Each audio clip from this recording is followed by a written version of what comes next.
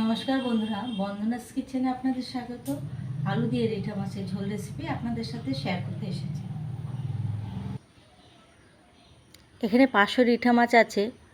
আলু ডুমু ডুমু করে কেটে নিয়েছি। মাছের পিসগুলো নুন আর হলুদ দিয়ে মাখিয়ে নিলাম। আলুর পিসগুলো আমি নুন আর হলুদ দিয়ে মাখিয়ে নিয়েছি।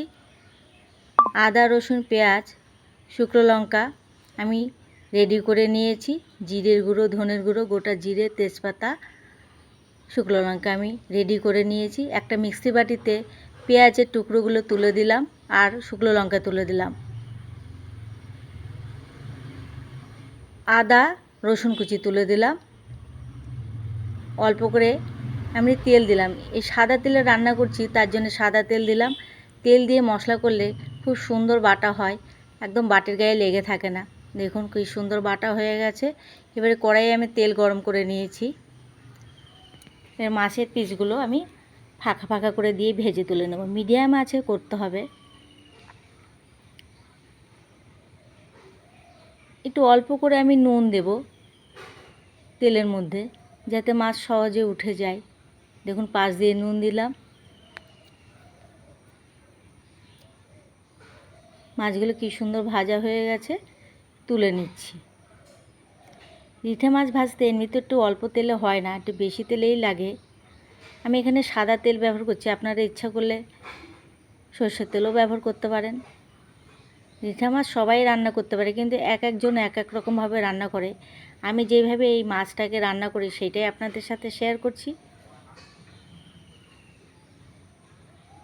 এমনি এই মাছ খেতে খুবই সুন্দর লাগে। আমার তো মনে হয় চিকেনের থেকেও সুন্দর লাগে খেতে। দেখুন সব কটা মাছ ভাজা হয়ে গেছে।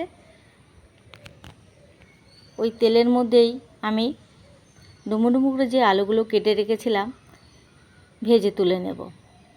আমি যখন আলুর পিসগুলো বড় বড় হয় তখন আমি ঢেকে ঢেকে ভাজি, তাতে কি সহজেই ভাজা হয়ে যায়, খুব তাড়াতাড়ি হয় এতে। দেখুন আমি আলুর পিসগুলো দিয়ে দিয়েছি, একটু নাড়াচাড়া করে ঢেকে দিলাম। এক পিঠ তো হয়েই গেছে ভাজা, আর এক পিঠ একটু উল্টে দিয়ে আবার একটু ঢেকে দেব। খুব তাড়াতাড়ি হয় ঢেকে ঢেকে ভাজলে। বড় বড় আলুর টুকরোগুলো ঢেকে ভাজলেই ভালো হয় আমার মনে হয়। আলু ভাজা হয়ে গেছে। এবার ওই তেলের মধ্যে গোটা জিরে, তেজপাতা, শুকনো লঙ্কা ফোড়ন দিয়ে দিলাম। আর যেই মশলাটা আমি করে রেখেছিলাম মিক্সি বাটির মধ্যে তো রেডি হয়েই আছে, এইবারে আমি ঢেলে দিলাম। দেখুন বাটির গায়ে একদম লেগে নেই, সুন্দর হয়েছে একদম। একটু জল দিলাম। এই কাঁচা গন্ধ না যাওয়া পর্যন্ত মশলাটা আমি করে যাব। এইবারে যেই কাঁচা গন্ধগুলো, জিরের গুঁড়ো, ধনের গুঁড়ো দিয়ে দিলাম, দিয়ে একটু নাড়াচাড়া করে নিলাম। এইবারে পরিমাণ করে আমি নুন দিয়ে দেব। নুন দিয়ে একটু নেড়ে নিলাম।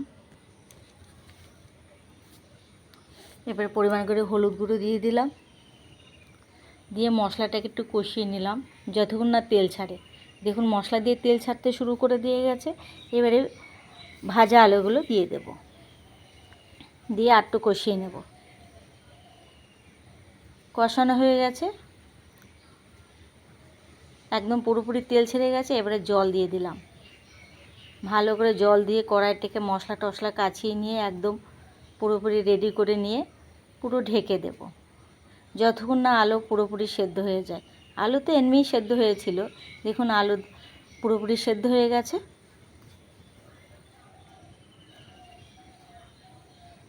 এইবারে ভাজা মাছগুলো আমি দিয়ে দিলাম এর ভিতরে, রিঠা মাছগুলো দিলাম, দিয়ে 3 মিনিট ফুটালেই হবে।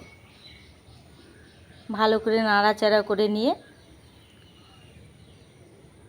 একটু সুন্দর করে নেড়ে নিলাম। কড়াইয়ের আশেপাশে যে মশলা আছে সব নামিয়ে দিলাম।